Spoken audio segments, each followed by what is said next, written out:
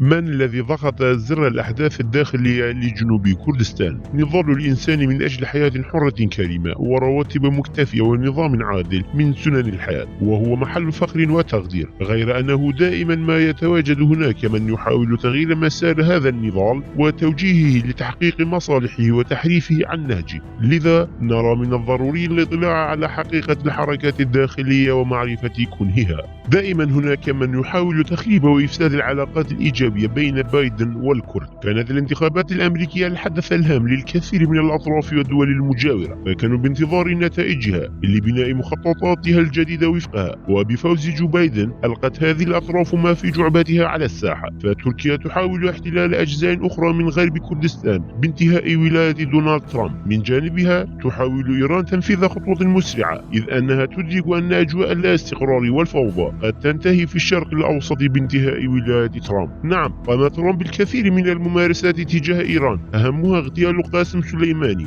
غير أنه هيأ الأرضية لكل من إيران والعراق وسوريا لتقديم خطوتين للأمام وخطوة للوراء تجاه كردستان. فرأت إيران بأن أمريكا ستوطد علاقاتها مع كردستان في عهد بايدن، لذا أسرعت في تحركاتها لإفساد هذا الواقع الحالي. من أجل هذا بذلت إيران كافة جهودها سواء في العراق أم في كردستان. فبداية قامت بمهاجمة المتظاهرين في 28 تشرين الثاني في بغداد، ما أسفر عن مقتل 7 أشخاص وجرح أكثر من 70 آخرين. والأحداث التي تشهدها مدينة سليمانية ومحيطها منذ أيام إنما هو امتداد لنفس المخطط. من الذي التقى به إسماعيل قآني في بغداد؟ في 21 من تشرين الثاني زار نائب قاسم سليماني إسماعيل قآني بغداد لوضع الخطوط العريضة للمؤامرة، ووظف أتباعه من شيعة العراق بتنفيذ الأجندات المفروضة تحقيقها هناك، كما وظف بعض شركاء الاستراتيجيين للدولة الإيرانية. فالحشد الشعبي وقوته العسكرية هو المعتمد الرئيسي لإيران في الشرق الأوسط والعراق وشريكها في المرتبة الأولى، بينما تأتي الباكك وتنظيماتها في المرتبة الثانية من الشراكة الاستراتيجية لإيران بعد الحشد. وكل المعلومات والتوقعات تشير إلى أن الباكك هي من تدير أحداث مدينة سليمانية. فرغم محاولات الباكك للتغطية على نفسها، إلا أن فتنة السليمانية هي من نتاج أيدي الباكك. وتشير ما بأيدينا من معلومات بأن أحداث السليمانية تمت وفق مخطط للباكك وحلفائها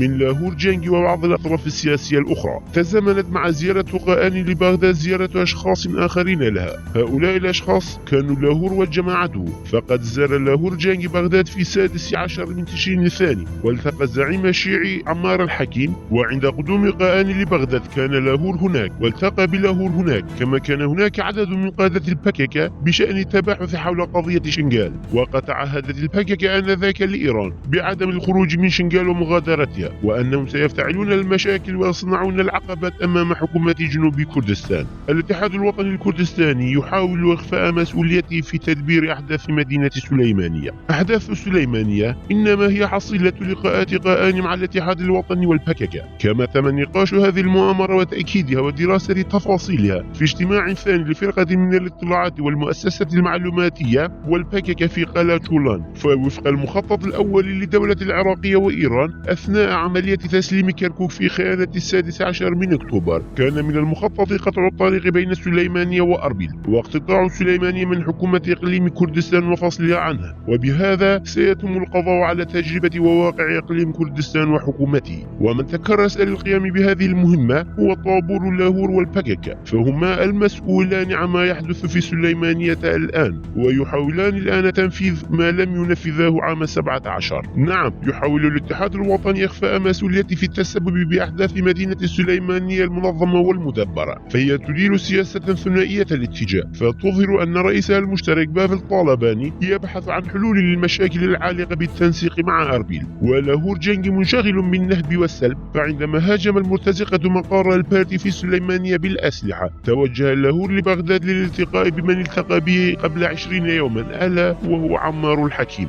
مما لا شك فيه أن هناك لاعبون آخرون في هذه اللعبة، فإيران تمتلك جواسيس حتى داخل إسرائيل، وتمتلك عناصر مخابراتية في كافة مؤسسات الجوار، أي لها جواسيس وتنظيمات ضمن أطر الأحزاب والمؤسسات الكردستانية، وبالأخص حزب إسلامي كالجماعة الإسلامية التي تمتلك علاقات قوية مع إيران، وهي مسيطرة على جناح حركة التغيير، كما تمتلك شاس والعبد الواحد وحركة الجيل الجديد بما لا يتطرق إليه الشك. ورغم ورغم إغلاق الاتحاد الوطني للمكاتب الفضائية NRT منذ أيام، إلا أنهما يتحركان على وتر واحد، كما أن فريق شاسور والبكك في اتفاقيات بشأن الانتخابات ويسيران نفس الاتجاه. وأما شقيقة شاسور سارة عبد الواحد عضوة البرلمان العراقي، فهي تنشر على صفحتها في وسائل التواصل الاجتماعي فيديوهات وصور رفع العلم العراقي على مقر الأحزاب الكردستانية. أي فالقائمين بهذه الأحداث والأعمال التخريبية في سليمانية ليس الشعب الكردي، إنما هم أنصار وموالي الدولة العراقية وإيران. وإلا فلو كان سبب هذه الأحداث هي قضية الرواتب، فمن قطع الرواتب هي الدولة العراقية، فليحتشد وليتظاهر مليون كردي في أربيل وليدينوا ولينددوا بالدولة العراقية. ولو كان السبب القضية الكردية وكردستان، فليحتشدوا لمواجهة ميليشيا الحشد الشعبي في كركوك ويمنعوها من تعريب القرى الكردستانية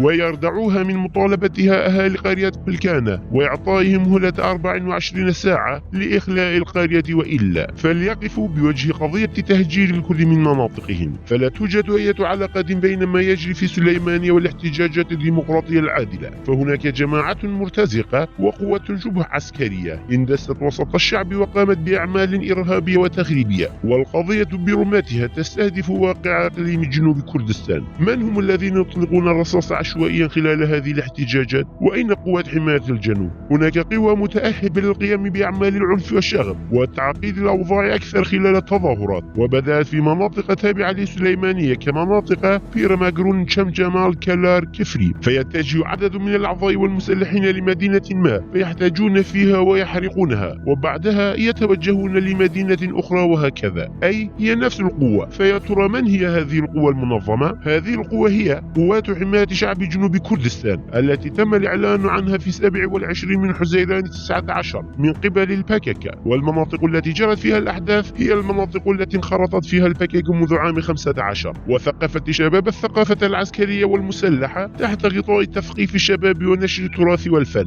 وهنا يتم توجيه هذه الجماعة المنظمة المسلحة وشبه العسكرية بالوقوف موقف العداء لحكومة جنوب كردستان. بعبارة أخرى، فقوات حماية جنوب كردستان للبكك هي في الحقيقة قوات تدمير واقع جنوب كردستان والقضاء على حكومته. لا يفترض أن نخدع أنفسنا، بل ينبغي تسمية كل شيء باسمه. فليس هناك أنشطة مدنية سلمية في سليمانية يقصد من ورائها تحسين الأوضاع الاقتصادية وتحقيق العدالة، بل هناك يجري كل من البكك والاتحاد الوطني وجماعة شاسول وقوة شبه عسكرية وراء مخططات الدكتاتورية الاحتلالية. فالقوة التي ضربت الكادر العجوز للبارتي ذو 60 عاما في بيرماغرون، والتي حطمت وكسرت رؤوس النساء، والتي أحرقت مقر البارتي ورفعت العلم العراقي فوقه، وأطلقت النار برشاشات الكلاشينكوف على المؤسسات في شمال، وأطلقت هتافات يحيى آبو، فهذه ليست صوت الشعب الكردستاني، بل هي مرتزقة وجحوش إيران والعراق. هي جماعة خائنة تخون كردستان. فينبغي على مثقفي الكرد ومخلصيهم كشف حقيقة هذه اللعبة القذرة وصون كردستان وحمايتها. فالواجب الملقى هنا على عواتق الوطنيين المخلصين وعشاق كردستان يتمثل في إفشاء حقيقة الأحزاب والقوى التي تحمي العراق وإيران، والوقوف في مواجهتها بروح النضالية الثورية. فحكومة جنوب كردستان هي البقعة الوحيدة المحررة من كردستان المحتلة، والتي يحاول محتلها القضاء عليها. فينبغي علينا جميعا الوقوف في جبهة واحدة ضد من يعادي ويحارب حكومة إقليم جنوب كردستان.